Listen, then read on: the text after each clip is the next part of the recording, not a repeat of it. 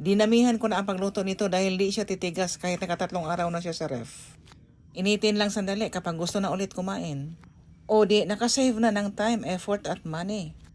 I-share ko ang video at baka naman gusto nyong itry ito. Maganda rin to pang negosyo. Ang toppings ko dito ay cheese lang at pineapple tidbits pero masarap na siya. Kung sakasakali, pwede niyo i-upgrade ang iyong toppings. For the dough, ito po ang mga ingredients. Nasa mixing bowl na ang lahat at ang pinakahuli kong nilagay ay ang asin. As much as possible, huwag lang po ipatats ang asin sa yeast. Kasi minsan yun ang dahilan na mamamatay ang ating yeast. 8 minutes ang pagmasa or pagmix ko nito sa ating electric mixer. Kapag manual, pwede ito manual. Pero nasa mga 10 minutes ang pagninid or pagmasa. Ganito po mag-test kung na-mix la at namasa ba ng mabuti ang ating dough. Yung ganito na stretchy, pwede na siya ma-stretch. Pag sa manual na pagmasa, ganito din mag-test.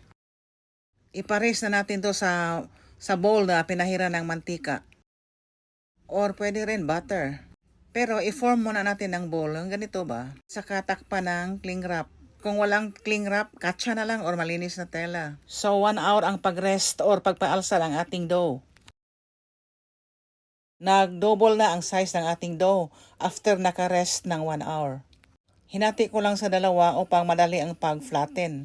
Kasi maliit lang ang aking flatboard. Ang sa pag-flatten, nasa inyo na kung gusto niyang manipis, then go. Kung gusto niyo rin ng medyo makapal-kapal, na okay rin. Pero ako medyo makapal tong ginawa ko. Wala akong cutter kaya ayan, wine glass lang ginamit ko. Kung napapansin nyo guys, di na ako nag-dust ng flour dito sa ating rolling board. Nilagyan ko lang ng konting butter ang ating rolling pin. Pwede rin naman mantika. Nga pala guys, kapag instant cheese ang gagamitin natin dito, no need na ipabloom at saka room temperature lang ang tubig na gagamitin natin. Di na warm water. At dire-diretso na ang pagmimix at pagmamasa.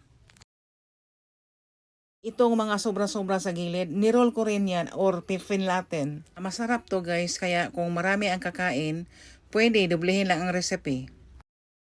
Kapag may matira, ilagay ko lang sa ref at initin lang kapag gusto na ulit kumain. Nilagyan ko na ng konting pizza sauce. Kung wala kang pizza sauce, pwede rin ketchup. Pineapple tidbits lang at saka quick melt cheese ang toppings ko dito. 15 minutes lang ang pag-bake sa 160 Celsius. I-preheat mo na ang oven for 10 minutes. After 15 minutes, luto na ang ating pizza. That's all. Bye-bye!